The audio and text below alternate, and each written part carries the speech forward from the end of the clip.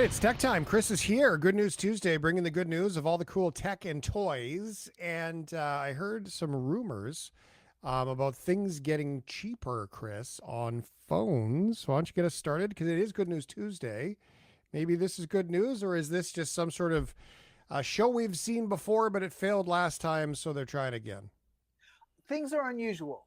So I'll start off by saying it that way. So typically in tech, at the beginning of the year in January, you have the CES show in Las Vegas, in which all the tech industry gets together to showcase and preview all the cool things that are going to be coming out in 2026.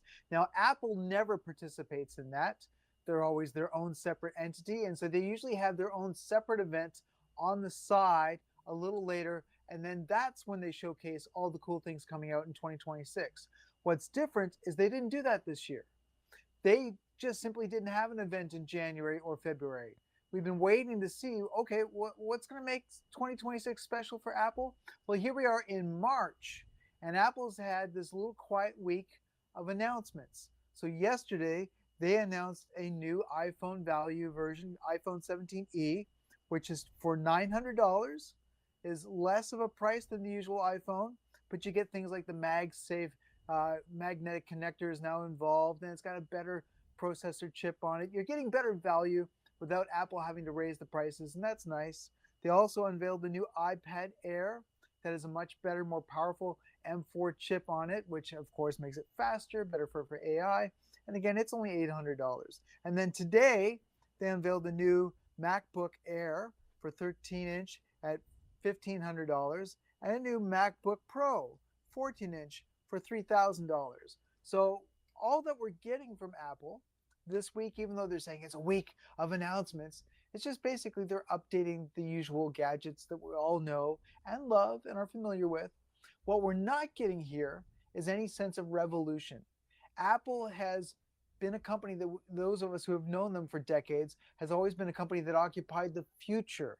Anytime that they would have a big special event, you're supposed to be hearing about something that's magical from the world of the Jetsons that's coming. And we're missing that this year. I'm not sure what's going on. Apple's being very low key. They haven't really given us a preview as to what's coming. We've heard behind the scenes that yes, they're working on a new version of Siri with Google. And of course, there have been hints about them developing their own little desktop robot and things like that. But Apple has not done any shows. They've not shown any video clips. So that's missing, and that's unusual for Apple. Apple is deciding to kind of sit things out this year. And I don't know if that's just an indication that 2026 might be a quiet year for them, or they've decided that no, this is something that they're going to do later in the year for whatever reasons. It may play out well. I have to admit, this would have been a bad week for them to make any major announcements given all the news of what's happening in Iran. So this might actually be smart of them, but it is unusual that we talk about Apple and we're not talking about them being showy Apple, being Yeah. bragging Apple, Apple that wants to pretend to be all about the future. All the Android folks would say Apple's just been copying us all along. And even you're right, this is really dry. For generally, I mean, things kind of stalled when they did the Apple Intelligence and then didn't actually really release anything. And it's like Siri got stupider, and then things have been pretty quiet ever since. It's been very, very slow. And so it'll be interesting to see whether Apple sort of returns and will surprise us later on. I don't know. To be determined. Okay, good stuff, Chris Abel. It is a cheaper phone, so that's good news. If you're looking for a cheaper phone, the last time they did it was the SE. I think it was like plastic. It was a Fisher Yeah. Price phone. So this is a big step up. Instagram doing some interesting work. Hopefully, finally, of integrity when it comes to kids. Yes, and this is great because it's something that's a program starting in Canada as well as the US and Australia. What they're doing is that previously Instagram added technology that anytime a teenager or someone who's young was using Instagram and did search for topics that involved self harm or suicide, then the software would interject and basically, instead of giving you the results that you were looking for, would direct you to Canadian institutions that would offer guidance and help. And that's been great. We need a lot of tech companies to recognize that, especially with artificial intelligence, that they're playing with an area in which it's very difficult for tech companies to be responsible. We really need them to try hard. So now what they've announced is that they've got this parental guidance software program.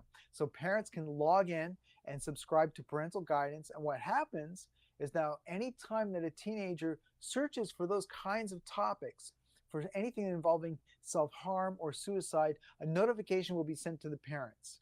Instagram says this is really important because this is the first time in the history of Instagram that they can actually reach out and bring parents into the situation and include them.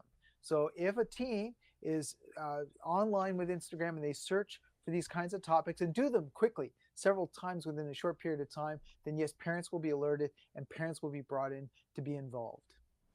The Tumblr Ridge OpenAI ChatGPT conversation could be inspiring an awful lot. Just give it a Google on the CTV site and you'll find out that story too, because there were some flags in advance that didn't seem to be dealt with, at least in a timely fashion. Shane Hewitt in the night shift. Okay, let's have some fun. Ladies, if you ever wanted to have Ryan Reynolds be your servant, now could be your chance. So yes, Ryan Reynolds has announced he is launching a humanoid robot. We've heard that from a lot of other companies, but this is Ryan Reynolds. Have a listen. At Aviation American Gin, innovation is at the heart of everything we do. So to make it easy for everyone to have the perfect cocktail made with aviation, we created Avo, a state-of-the-art robotic humanoid engineered to be your home mixologist.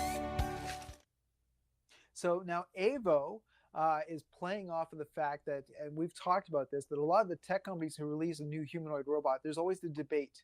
Is that actually a humanoid robot or is that just a person in costume? And a lot of companies have had to deal with that debate. Well, so Ryan Reynolds has played with this. He's introduced Avo, and very quickly you're going to realize there is that debate. Is this a humanoid or is this a humanoid robot or is this just a person in a costume? And of course, Ryan Reynolds is a comedian. You'll find out when you watch his video, it's just a guy in a costume. This is for his gin company, Aviation. And so he's playing with that space of humanoid robots and all the tech companies to try to have some fun with it. And of course, draw attention to the fact that he's got this brand that deals with gin. Great gin, by the way. I don't know if you're a drinker, but it's a nice bottle. It's nice stuff. And this guy, his business, talk about his acting, but his business end of his life is impressive. He's a very smart entrepreneur. And I love the play on words. He sort of realizes he promised you a robot that can make you drinks. Instead, he's going to give you a gin that can make you different types of drinks. I think he can get away with it. I mean, you must be a Deadpool fan with your comic book superhero habit. I like that he can be both crass and clever at the same time, and that's not an easy thing to do. All right, quick question for you, Chris Abel. I'm going to put you on the spot because this is what we're doing tonight. Somebody who inspired you from your youth as a young person, coach, teacher, or anybody in your life. That's what the Good News Tuesday is all about now. And so Ryan had his college teacher. Carmi Levy talked earlier about his kindergarten teacher. I had my friend Todd. Who comes to mind when I say great inspiration? That's a tough question. I don't know. It is a tough one. I know. By the way, you're on the spot.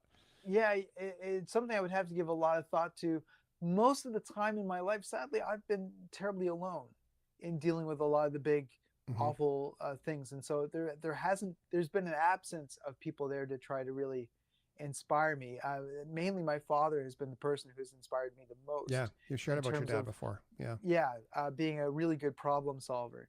But outside of that, in terms of teachers and things like that, no, it's hard for me to see. But that's the real part about it, Chris. And the cool thing is that that's where we get affected. And you've shared with us about your dad and how awesome your dad was. So, I think that's cool too. But that's where we find it. And I think that it's really cool when people navigate through their lives and maybe they become their own source. And, well, here, let me give you this. I have a friend at the Royal Ontario Museum. She's an archaeologist, April Hawkins. Yeah. And I find her to be an inspiration and an aspiration in that she said at age 16, she decided to become an archaeologist because it was hard.